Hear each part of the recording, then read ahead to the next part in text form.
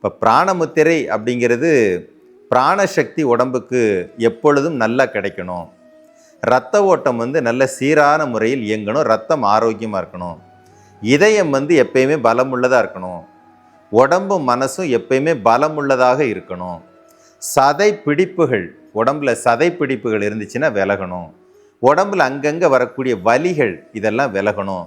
இது நார்மலாக எல்லாத்துக்குமே தெரியக்கூடிய பலன்கள்.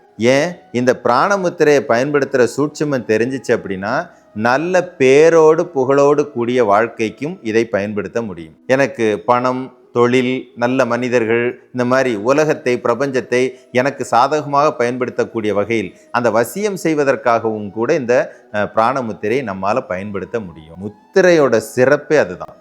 நாம் எந்த இடத்துல வச்சு அதை பிரயோகம் பண்ணுறோமோ அதுக்கு தகுந்த மாதிரி எல்லாம் அது பலன் கொடுக்கும்.